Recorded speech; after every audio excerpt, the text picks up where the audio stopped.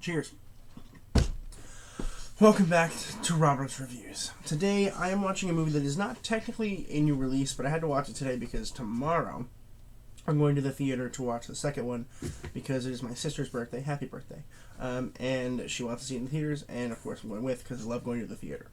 And we're going to be watching Peter Rabbit 2, and I have not seen the first one, so I was like, alright, fine. So I rented the first one, and so today we're going to be talking about Peter Rabbit.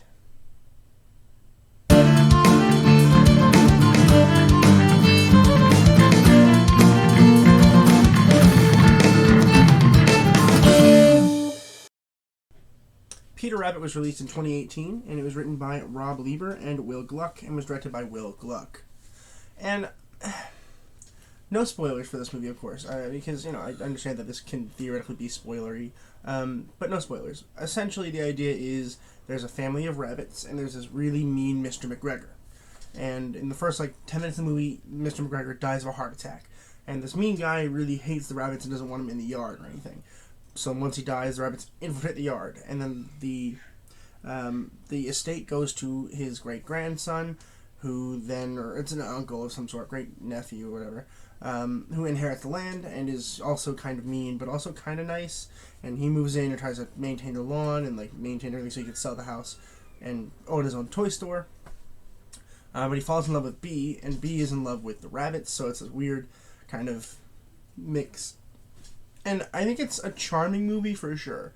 I think that kids are going to love this movie. I'm sure they do. I mean, it came out a couple years ago, but I think they do love this movie. I'm sure they do. This movie is entertaining and it's visually stunning. I am really impressed with the work that went into making this film.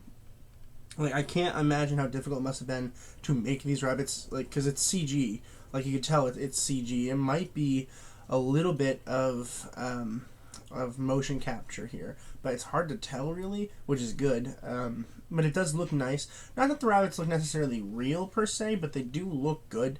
You can tell they're animated, but they look good, which is the important part when you're doing a live action CG mix, right, where you have both CG characters and real life characters or animated characters. And the first time, I believe, I'm almost 100% certain, the first time this happened was in Who Framed Roger Rabbit, which is a really funny movie and is, cartoon and live action. And, of course, at that point, they're running all these weird circumstances of, we gotta figure this out, and how do we, infiltrate and integrate all of these, difficult components together. Same with Casper the Friendly Ghost, which was also one of the first ones. And it really, they developed all these interesting techniques that are still being used today. But they're able to raise the level of production value here by a lot because, technology has advanced and we have advanced. And I do want to commend them for their work on that because it does look awesome. In terms of the story, there are a lot of issues. I mean, for one, the believability is, down, but it is a cartoon kind of, so I understand that it's supposed to be kind of, fantasy, but, also, to a certain extent, they kind of play it as if it's real. And also, there's this big thing towards the end of the film about whether or not the rabbits can talk, right? Because we hear them talk the entire time. But then by the end, one of the characters hears them, and it's can everyone hear them all the time? Can nobody hear them in his head? I don't know. And that's a big negative for me, because, I can see why it can be a fun little playful thing that nobody knows, but that bothers me a lot.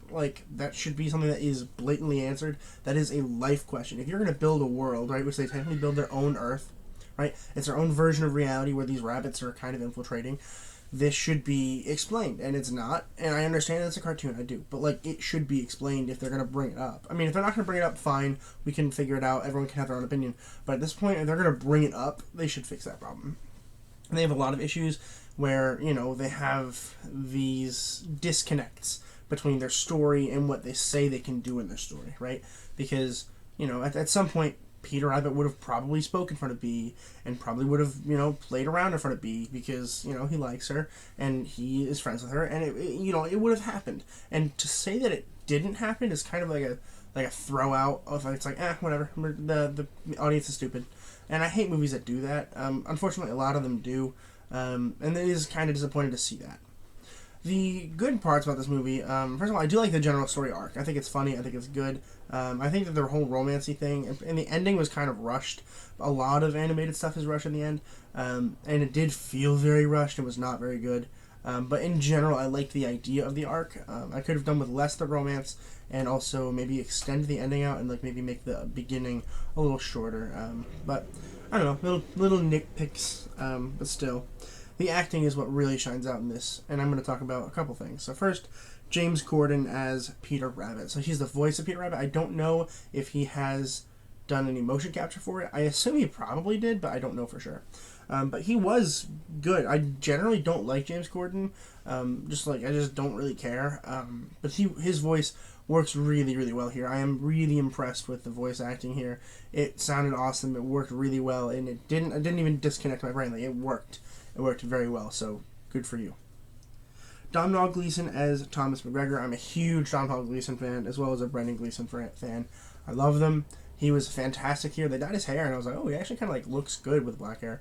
He looked awesome. He was really, really funny, really, really physical, which is different because normally when he does comedy, he doesn't do a whole lot of comedy. When he does, it's not like physical, and this was very physical, like with this tall, lanky dude, doing weird things, and it really was funny. And he was really, really perfect for this role because he has this like mean, like up manner, but also like this kind of soft spot, and like it really, really worked. So, great casting there.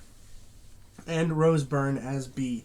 I think she was great. I really do. I've seen her in something. I can't place it. I'm gonna look it up after this because I'm sure I've seen her somewhere. But she was really, really great. I think she was wonderful. And Bee is technically the writer of Peter Rabbit, which I think we're actually going to explore in the new one, which I'm watching tomorrow, by the way. I'm pretty confident I mentioned it, but if I didn't, I'm watching it tomorrow. So I expect a review for that. Probably not tomorrow because I am moving tomorrow. So Sunday morning, probably. But it was a really solid character. I like the character, and it's technically not a character in Peter Rabbit, I think, in the book, because technically that's the author. So I don't know. I haven't read the book, of course, but really, really solid character. I really liked it, and it was fun to watch. Overall, Peter Rabbit's a really fun movie. It is. It's really entertaining. At no point during the hour and a half was I like it was generally entertaining, and I really didn't. I enjoyed it.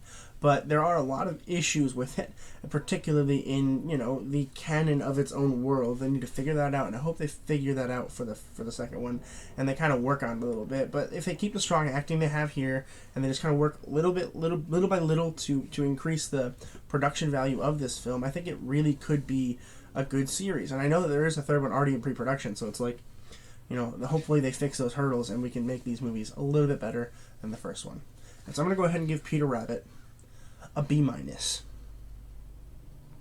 It's not available to watch anywhere, but you can rent it. I rented it on YouTube for, I think it was $3. I think you can get it on Vudu for maybe $2. I don't know. But if you want to check it out on those platforms. Thank you guys so much for watching. Please consider subscribing, because once we hit 150, I'm going to dress up like Spider-Man and go to Walmart, and I know you guys want to see that. So if you guys want to do that, make sure you subscribe, like the video, share it with your friends, and as always, keep watching movies and television, stay educated, and I'll see you guys in the next video.